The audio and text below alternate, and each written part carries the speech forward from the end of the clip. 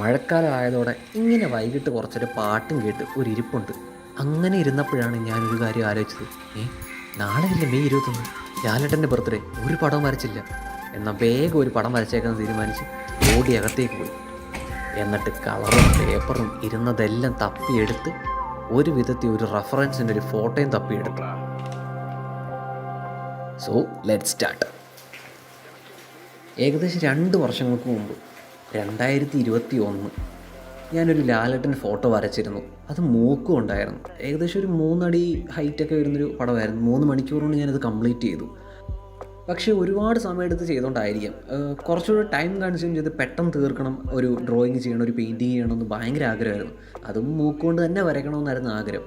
അപ്പോൾ മൂക്കുകൊണ്ട് പണ്ട് വരച്ച ആ ഒരു ഡ്രോയിങ്ങിൻ്റെ മറ്റൊരു വെർഷനാണ് ഇത്തവണ ഞാൻ ചെയ്യാൻ പോകുന്നത്. എന്തായാലും മൂക്കിലെ തൊലിയൊക്കെ കുറച്ച് പോകാൻ ചാൻസ് ഉണ്ട്. എന്നാലും കുഴപ്പമില്ല. കുറച്ച് എളുപ്പത്തിൽ വളരെ പെട്ടെന്ന് ടൈം കൺസ്യൂം ചെയ്ത് ഒരു ഡ്രോയിങ് ചെയ്യാം. ഒരു പക്ഷേ ലാലേട്ടൻ ഇതുവരെ നേരിട്ട് ഞാൻ വരച്ച ഒരു പടവും എനിക്ക് കൊടുക്കാൻ സാധിച്ചിട്ടില്ല. എന്നാലും ഇത് ചെയ്യുമ്പോൾ മനസ്സിനൊരു സന്തോഷമുണ്ട്. ഒരു തവണ മാത്രമാണ് എനിക്ക് ലാലേട്ടനെ നേരിട്ട് കാണാനൊരു അവസരം ലഭിച്ചത്. പക്ഷേ അപ്പോഴും ലാലേട്ടനൊരു ഗിഫ്റ്റ് കൊടുക്കാൻ പറ്റിയിരുന്നില്ല. എന്നിരുന്നാലും എപ്പോഴെങ്കിലും ഇനി ഞാൻ വരച്ച ഏതെങ്കിലും ഒരു ചിത്രം ലാലേട്ടൻ നേരിട്ട് കൊടുക്കാൻ കഴിയും എന്നുള്ളൊരു വിശ്വാസത്തിൽ ഞാൻ ഈ ഡ്രോയിങ് ചെയ്യുകയാണ്.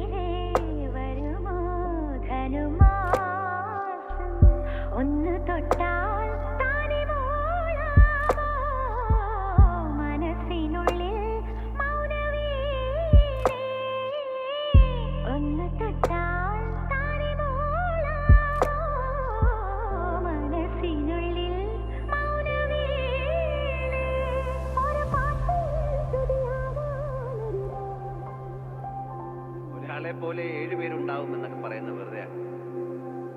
ഒരാളെ പോലെ ഒരാൾ മാത്രമേ ഉള്ളൂ.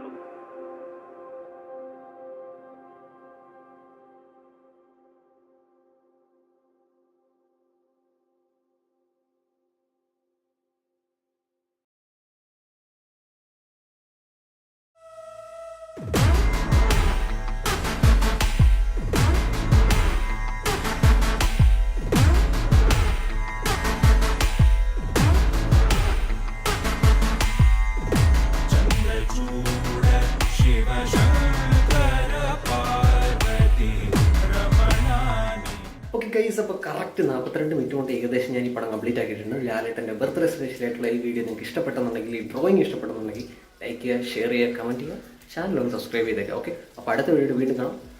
മൂക്കിൻ്റെ തൊലി ബാക്കി ഉണ്ടെന്നുണ്ടെങ്കിൽ ബൈ ബൈ.